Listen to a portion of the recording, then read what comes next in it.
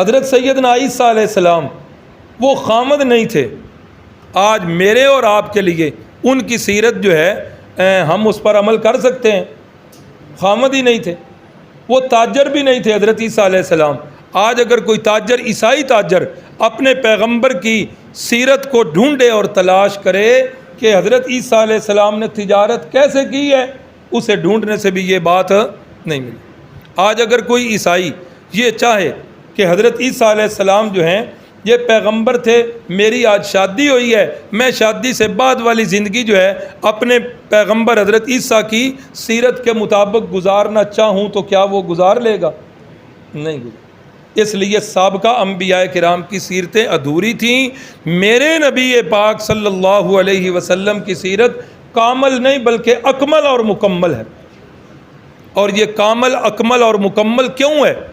اللہ نے اس کو قیامت تک کے لیے باقی رکھنا تھا. سیرت النبی اس کورس کا نام ہے. مختصر کر کے سیرت کورس رکھا ہے. تو پہلے جو ہے یہ چیزیں سمجھ لیں کہ سیرت کا معنی کیا ہے. سیرت کا معنی ہے سوانح حیات, یا سیرت کا دوسرا معنی طریقہ بھی ہے.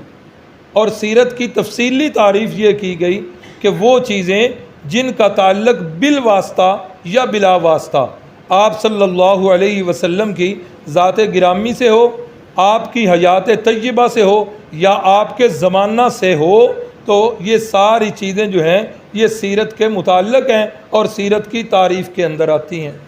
سیرت کی اہمیت, بڑا پیارا جملہ ہے, اور یہ میرا جملہ نہیں, یہ حضرت مولانا محمد ادریس کاندھلوی رحمہ اللہ کا یہ جملہ ہے. لکھتے ہیں ایک مومن بندے کے لیے اپنا جاننا اتنا ضروری نہیں جتنا اپنے محبوب کو جاننا ضروری ہے. ایک ایک لفظ جو ہے یہ عشق رسول اس سے ٹپک رہا ہے اور محبت رسول واضح ہو رہی ہے کہ ہمیں اپنے متعلق جاننا اتنا ضروری نہیں ہے جتنا رسول اللہ صلی اللہ علیہ وسلم کی ذات گرامی کو جاننا ہم سب کے لیے ضروری ہے. اس کی تشریح کے اندر نیچے لکھا ہے کہ سابقہ انبیاء جتنے بھی آئے آج ان کی سیرتیں ڈھونڈنے سے بھی کہیں ملتی نہیں. پتہ کر لیں. یہودی تو چلو یہاں پر نہیں ہے, عیسائی تو ہمارے شہر میں موجود ہیں, یہ قصوں کے روڈ پر پوری بستی ہے. کسی پڑھے لکھے عیسائی سے پوچھ لیں کہ آپ کے جو پیغمبر ہیں سیدنا عیسیٰ علیہ السلام, ان کی سیرت پر ہمیں کوئی کتاب دے دو جس میں پیدائش سے لے کر تمہارے عقیدے کے مطابق صلیب تک لٹکنے تک جتنی ان کی سیرت طیبہ ہے اس پر ہمیں کوئی کتاب دے دو. نہیں دے سکیں گے. اور عیسائیوں کے پاس اپنے نبی کی سیرت پر کوئی کتاب ہے بھی نہیں, اور جو باتیں بھی وہ کرتے ہیں وہ ہمارے قرآن مجید سے اور کلام مقدس سے لے کر وہ حضرت عیسیٰ علیہ السلام کی سیرت طیبہ بیان کرتے ہیں. تو جتنے بھی انبیاء آئے ہیں قرآن مجید کے اندر ان کا جتنا بھی تعارف ملتا ہے وہ تعارف اس کے لیے ناکافی ہے. کوئی انسان بھی سابقہ پیغمبروں کی جو سیرت ملتی ہے, کوئی انسان اس کو لے کر اپنی زندگی کا رخ متعین نہیں کر سکتا. کوئی انسان بھی کرنا چاہے کہ میں سابقہ انبیاء میں سے کسی کی مکمل سیرت لوں اور میں اپنی زندگی جو ہے اس کے مطابق ڈال لوں. یہ کیوں ایسا ہوا؟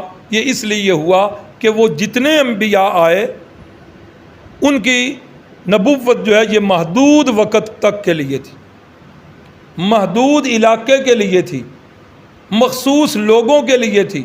اپنی اپنی قوم کے نبی بن کے آئے, اپنے اپنے علاقے کے لیے نبی بن کے آئے, اور ایک وقت تک کے لیے نبی بن کے آئے.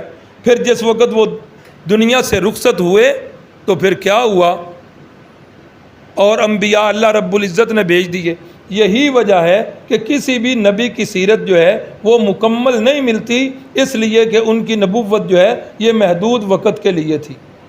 اللہ اکبر. اللہ رب العزت نے ان سیرتوں کو محفوظ رکھا ہی نہیں ہے, اور ان کی سیرتیں تھیں بھی ادھوری. مثلا لکھا ہوا ہے کہ حضرت سیدنا داؤد علیہ السلام اور حضرت سیدنا سلیمان علیہ السلام یہ بادشاہ وقت تھے. اللہ کے نبی بھی تھے اور بادشاہ بھی تھے. اب بادشاہ کی زندگی جو ہے عام بندہ میں اور آپ حضرت سلیمان علیہ السلام کی سیرت پر چلنا چاہیں چل سکیں گے؟ بادشاہ کی یہاں پنجاب کے اندر تو علماء کو اور اہل علم کو بی ڈی ممبر کے لیے لوگ ووٹ نہیں دیتے، بادشاہ بن جانے تو بڑی دور دی گل۔ پنجاب میں ہے یہ ماحول۔ تو کوئی بندہ حضرت سلیمان علیہ السلام یا سیدنا داؤد علیہ السلام کی سیرت پر عمل نہیں کر سکتا، اس لیے کہ وہ بادشاہ تھے۔ عام بندہ وہ کیسے جو ہے ان کی سیرت کو اپنائے گا؟ حضرت سیدنا عیسیٰ علیہ السلام وہ خامد نہیں تھے۔ آج میرے اور آپ کے لیے ان کی سیرت جو ہے ہم اس پر عمل کر سکتے ہیں۔ خامد ہی نہیں تھے، وہ تاجر بھی نہیں تھے حضرت عیسیٰ علیہ السلام۔ آج اگر کوئی تاجر، عیسائی تاجر، اپنے پیغمبر کی سیرت کو ڈھونڈے اور تلاش کرے کہ حضرت عیسیٰ علیہ السلام نے تجارت کیسے کی ہے، اسے ڈھونڈنے سے بھی یہ بات نہیں ملی۔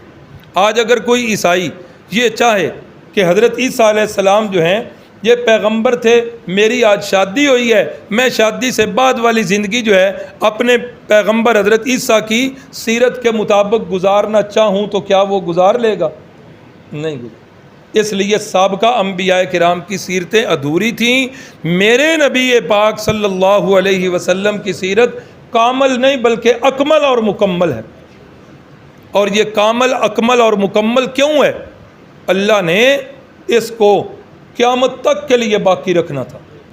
قیامت تک آنے والا آخری انسان جو ہے وہ بھی میرے نبی پاک صلی اللہ علیہ وسلم کی سیرت کو اپنے لیے رہبر سمجھ سکتا ہے اور وہ اس سے فائدہ حاصل کر سکتا ہے۔ جی اللہ اکبر۔ اسی لیے اللہ رب العزت نے میرے محبوب صلی اللہ علیہ وسلم کی چھوٹی چھوٹی چیزوں کو محفوظ رکھا ہے۔ اتنی چھوٹی چھوٹی چیزیں کہ ہم سمجھ بھی نہیں سکتے۔ اب مثال کے طور پر استنجا کرنا ہے، استنجا کرنا، اب یہ بھی میرے نبی پاک صلی اللہ علیہ وسلم کا جو عمل ہے یہ بھی احادیث کی کتابوں میں موجود ہے۔ جوتا پہننا ہے، چھوٹا سا عمل ہے، یہ بھی سیرت کی کتابوں میں محفوظ ہے۔ ابھی ہمارے استاد، لائق ترین استاد، مجھ سے بھی جو انتہائی قابل ہیں، منہ پر تعریف تو نہیں کرنی چاہیے لیکن یہ حقیقت ہے، اللہ تعالیٰ جھوٹ سے اور خوشامد سے محفوظ رکھے۔ ہمارے یہ استاد محترم، اللہ کی کروڑ ہاں ان پر رحمتیں ہوں، ان کے یہ فرزند لائق فرزند ہیں، اللہ تعالیٰ ان کے علم و عمل میں برکت دے۔ یہ موضوع ہے ہی ان کے ذمے کہ یہ چھوٹی چھوٹی روزمرہ زندگی کے اندر جو ہم کام کرتے ہیں، جو کام ہماری عادتیں ہیں، ان کے بغیر ہماری زندگی جو ہے چل ہی نہیں سکتی۔ مثلا آپ حضرات ادھر سے اٹھیں گے، مسجد سے باہر نکلیں گے تو کیا کریں گے؟ سب سے پہلے جوتا پہنیں گے۔ آپ میں سے کوئی ساتھی بغیر جوتے کے آیا ہے؟ بغیر جوتے کے چلنا ہم اپنے لیے مناسب سمجھتے ہیں۔ اب یہ وہ کام ہے جو ہمارے لیے انتہائی ضروری ہے، لیکن وہ بتائیں گے، آپ سنیں گے، جنہوں نے پہلے سنا انہیں پتہ ہے کہ جوتا پہننے کی سنت کیا ہے۔ جوتا پہننا ہماری عادت ہے، اپنے محبوب کے طریقے کے مطابق جوتا پہنیں گے تو وہ عادت بھی کیا بن جائے گی؟ عبادت بن جائے گی۔ پیشاب ہم نے کرنا ہی کرنا ہے، نہیں کریں گے تو انسانی زندگی جو ہے وہ بالکل نامکمل، بلکہ وہ اللہ تعالیٰ محفوظ رکھے۔ جن حضرات کے پیشاب کی تکلیف ہے، پیشاب بند ہو گیا، جا کر ہسپتال میں ان کے حالات دیکھیں، وہ تو کہتے ہیں کہ کوئی سوا یا چھرا لے کے آؤ ہمارے پیٹ میں مار دو، اتنی درد۔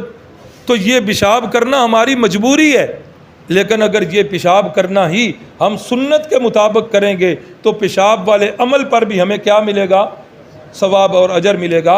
اس لیے رسول اللہ صلی اللہ علیہ وسلم کی سیرت کامل اور مکمل ہے کہ قیامت تک آنے والے آخری انسان نے اس سے مستفید ہونا تھا۔ اس لیے اللہ رب العزت نے یہ چھوٹی چھوٹی چیزیں جو ہیں میرے محبوب صلی اللہ علیہ وسلم کی یہ محفوظ کر دی ہیں۔ میاں بیوی کے تعلقات ہیں، اب یہ بھی پیغمبر صلی اللہ علیہ وسلم کے وہ سارے منقول ہیں۔ ہماری اماں جان ازواج مطہرات، رات کے پروگرام میں جو حضرات تھے انہوں نے یہ سنا ہوگا اور بڑی اچھی طرح پتہ چل گیا ہوگا کہ اہل بیت سے مراد کون ہے؟ سب سے پہلا مصداق اہل بیت کا کون ہے؟ ازواج مطہرات سب سے پہلا مصداق ہے۔ تو ہماری اماں جان اور ازواج مطہرات جو ہیں انہوں نے گھریلو زندگی کے جتنے بھی معاملات ہوتے ہیں وہ عام مسلمان تک پہنچا دیے۔ یہی وجہ ہے کہ ایک مسلمان آدمی اپنی ازدواجی زندگی جو ہے وہ بھی رسول اللہ صلی اللہ علیہ وسلم کی سیرت طیبہ کے مطابق گزار سکتا ہے۔ سیرت کے مقاصد کیا ہیں جی؟ دوسری دنیا کے لوگ ان کے مقاصد اور ہیں، یہاں لوگ میرا خیال رہ گیا، دوسری دنیا کے لوگ ان کے مقاصد الگ ہیں اور مسلمان کی زندگی کے مقاصد الگ ہیں۔ مسلمان کے مقاصد بالکل عام لوگوں سے مختلف ہیں۔ اللہ اکبر۔ ہمارے ہاں پھر یہ ہوتا ہے، سیرت طیبہ کے جس وقت پروگرام ہوتے ہیں ہمیں وہ بحثیں بڑی اچھی لگتی ہیں جن میں رسول اللہ صلی اللہ علیہ وسلم کے معجزات بیان ہوتے ہیں، وہ بحثیں بڑی اچھی لگتی ہیں۔ بڑی چیز ہے، قرآن مجید کا حصہ ہیں باقاعدہ معجزات رسول اللہ صلی اللہ علیہ وسلم کے سابقہ انبیاء کے، لیکن معجزات وہ پوری سیرت نہیں ہے۔ معجزات سن کر ایک بندہ اس پر عمل کر سکتا ہے۔ ہاں، پیغمبر صلی اللہ علیہ وسلم کا معجزہ ہے کہ آپ معراج شریف پر گئے ہیں، ہم جانا چاہیں تو جا لیں گے۔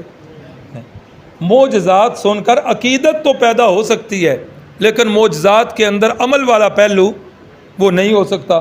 یہی لکھا ہے کہ ہمارے ہاں سیرت کی وہ ابحاث بڑی اچھی لگتی ہیں جن کا تعلق معجزات سے ہے، ان سے عقیدت تو پیدا ہو جاتی ہے مگر عمل کا جذبہ وہ نہیں ہوتا۔ سیرت کا درست انداز کیا ہے؟ سیرت کا سب سے بہترین انداز جو ہے سیرت کو کتاب اللہ کے ساتھ بیان کیا جائے۔ سیرت طیبہ کو کتاب اللہ کے ساتھ بیان کیا جائے، اور ہمارے اس کورس کے اندر بھی یہ بات جو ہے نمایاں اور غالب رہے گی کہ آپ سیرت طیبہ کو سنیں گے اور قرآن مجید کی زبان سے سنیں گے۔ اللہ اکبر، اللہ اکبر۔ نعت رسول ایک بہت اونچا عمل ہے۔ رسول اللہ صلی اللہ علیہ وسلم کی تعریف کرنا بڑا اونچا عمل ہے، بڑا ہی اونچا عمل ہے، لیکن نعت کا معنی کیا ہے؟ تعریف کرنا۔ اب تعریف، یہ میرے سامنے مائک ہے، ایک تعریف آپ اس کی کر سکتے ہیں، جی بڑا اچھا مائک ہے، میں جس کا اس کے ساتھ واسطہ 3 سالوں سے پڑا ہوا ہے میں بھی اس کی تعریف کر سکتا ہوں، لیکن اس مائک کو جو بنانے والا ہے، جو اس کے متعلق اس کے اندر کیا رکھا ہے، جو خوبیاں وہ جانتا ہے، وہ خوبیاں ہم جانتے ہیں اس کی، تو لہٰذا جو تعریف وہ کرے گا جو اس کا بنانے والا ہے وہ تعریف ہم نہیں کر سکتے۔ اللہ اکبر۔ ہم جتنی بھی اپنے محبوب کی تعریفیں کریں، سچی بات ہے کہ ہم اس کا حق ادا نہیں کر سکتے۔ جو تعریف میرا اللہ کرے گا وہی تعریف کا حق ادا ہوگا۔ کیوں؟ اس لیے کہ میرا اللہ جانتا ہے کہ میں نے اپنے محبوب کے اندر کیا خوبیاں اور کیا کمالات رکھیں، تو پھر میرے اللہ نے تعریف کی ہے میرے نبی پاک صلی اللہ علیہ وسلم کی، اور وہ تعریف کہاں ہے؟ وہ قرآن مجید کے 30 پاروں کے اندر یہ ساری میرے نبی کی صلی اللہ علیہ وسلم کی تعریف اور نعت ہے۔ اسی لیے تو اماں جان نے فرمایا، میری اماں جان عائشہ صدیقہ نے فرمایا، کان خلقہ القرآن، کان خلقہ القرآن۔ سوال کرنے والے، کیا کبھی قرآن کا مطالعہ نہیں کیا؟ یہ پورا قرآن مجید جو ہے یہ میرے نبی کی سیرت اور تعریفوں سے بھرا پڑا ہے۔ تو سیرت کا درست انداز کیا ہے کہ سیرت کو کتاب اللہ کے ساتھ بیان کیا جائے۔ یہودیوں نے کیا کیا؟ یہودیوں نے یہ کیا، تورات کا انہوں نے بڑا خیال رکھا، لیکن سیدنا موسیٰ علیہ السلام کی سیرت کو یہودی محفوظ نہیں رکھ سکے۔ اس کے بالمقابل عیسائیوں نے کیا کیا؟ عیسائیوں نے شخصیت کے ساتھ، عیسائی جو ہے حضرت عیسیٰ کی شخصیت سے جڑ گئے، لیکن انہوں نے انجیل کو جو ہے وہ پس پش ڈال دیا اور چھوڑ دیا۔ یہی وجہ ہے کہ عیسائی بھی گمراہ ہوئے، انہوں نے حضرت عیسیٰ علیہ السلام کو ابن اللہ کہہ دیا، یعنی اللہ کا بیٹا کہہ دیا۔ تو سیرت کا درست انداز یہ ہے کہ سیرت کو کیسے بیان کیا جائے؟ کتاب اللہ کے ساتھ، قرآن مقدس کے ساتھ سیرت طیبہ کو بیان کیا جائے۔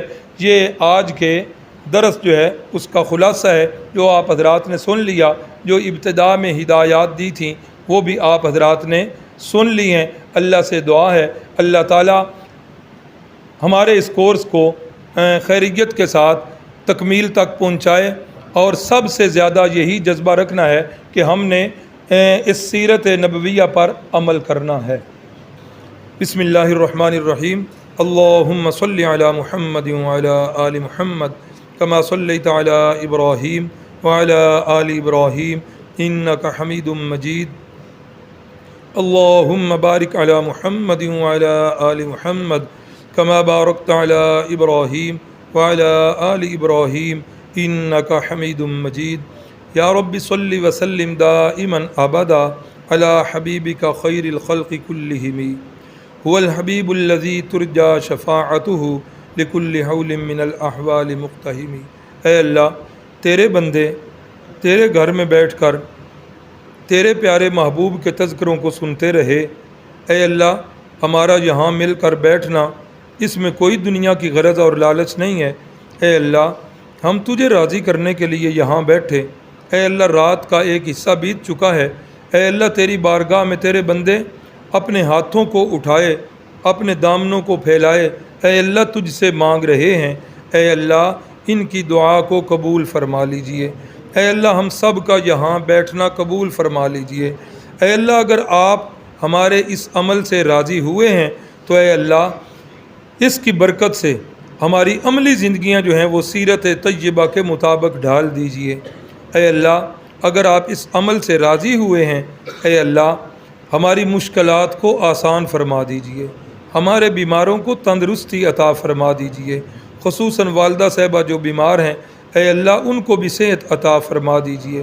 اے اللہ اس کورس کی برکت سے اے اللہ ہماری اولاد کو نیک بنا دیجئے۔ اے اللہ ہمارے گھروں کے ماحول کو دینی بنا دیجئے۔ اے اللہ ہماری اولاد کو اس قابل بنا دیجئے کہ ہمارے مرنے کے بعد وہ ہمارے لیے صدقہ جاریہ بن جائے۔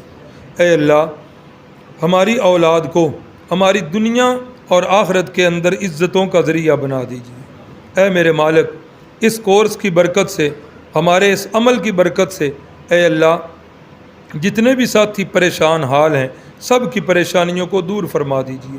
اے اللہ ہم سب کو رزق حلال نصیب فرما دیجیے، شرک سے، بدعات سے، جاہلیت کی رسومات سے، کسی کا حق کھانے سے اے اللہ ہم سب کو محفوظ فرما لیجیے۔ اے اللہ غیب کے خزانوں سے اتنی دنیا کا مال تو ضرور دے دیجئے کہ کسی کے سامنے ہاتھ نہ پھیلانا پڑے۔ اے اللہ بندہ جب بندے کے سامنے ہاتھ پھیلاتا ہے بندہ دیتا بھی کچھ نہیں اور مانگنے والے کا رہتا بھی کچھ نہیں۔ اے اللہ تو اپنا ہی محتاج رکھ، اے اللہ اپنا ہی محتاج رکھ، بیماری والی اور محتاجی والی زندگی سے ہم سب کو محفوظ فرما دے۔ اے اللہ دنیا کا اتنا مال ضرور دے دے کہ غیر کی محتاجی نہ رہے۔ اے اللہ دنیا کا ایسا مال نہ دینا جو ہمیں تیری یاد سے غافل فرما دے۔ اے اللہ یہ تیرے بندے ان کے اندر بچے بھی شامل ہیں، ان کے اندر جو ہے نوجوان بھی شامل ہیں، ان کے اندر سفید داڑھی والے بوڑھے بھی شامل ہیں۔ تیرے پیارے محبوب صلی اللہ علیہ وسلم نے فرمایا کہ جس وقت بندہ اپنے رب کے سامنے ہاتھ کھولتا ہے پھیلاتا ہے اللہ کو شرم آتی ہے کہ اس کے ہاتھوں کو خالی لوٹائے۔ اے اللہ ہمارے ہاتھوں کو خالی نہ لٹانا۔ اے اللہ میرے ان بھائیوں اور بہنوں کے دلوں کے اندر جو جائز حاجات ہیں اے اللہ ان کو پورا فرما دینا۔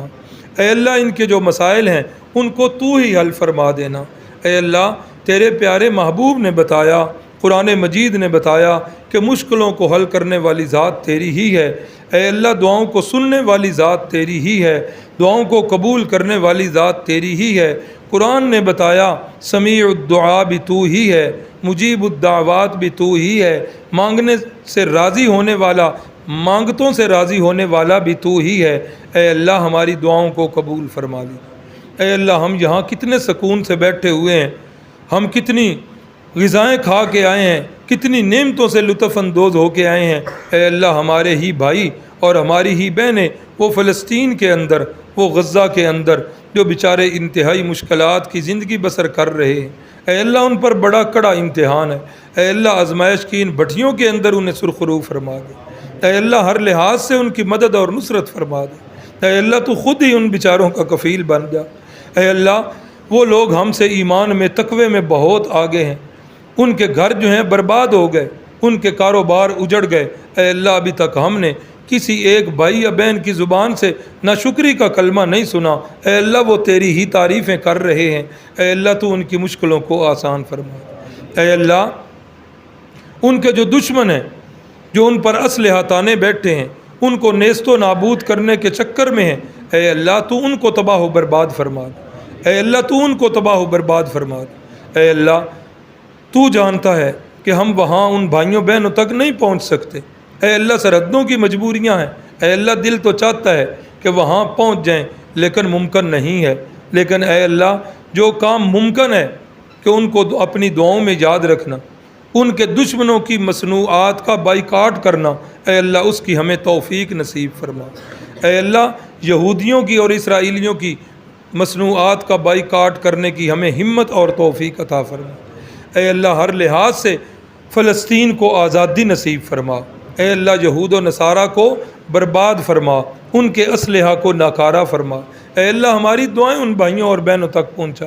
اے اللہ ان کی جو غذائی مشکلات ہیں، اے اللہ پانی کو جو ترس رہے ہیں، غذا کے لیے پریشان ہیں، اے اللہ اپنے غیب کے خزانوں سے ان کی ضرورتوں کو پورا فرما دے، اے اللہ ہماری دعا کو قبول فرما لے، اے اللہ یہ جتنے ساتھی آئے ہیں تیری رضا کے لیے آئے ہیں، اے اللہ ان کا آنا اپنی بارگاہ میں قبول فرما، اے اللہ ہم سب کو استقامت دے اس کام پر کہ ہم تکمیل تک اس میں شریک ہو سکیں، اور اے اللہ اس پروگرام کو ہمارے لیے آخرت میں نجات کا ذریعہ بنا دینا، رسول اللہ صلی اللہ علیہ وسلم کی شفاعت کا ذریعہ بنا دینا، آمین یا رب العالمین، صلی اللہ تعالی علی النبی الکریم وعلی آلہ واصحابہ وازواجہ وذریاتہ واہل بیتہ وعترتہ اجمعین برحمتک یا ارحم۔ جزاکم اللہ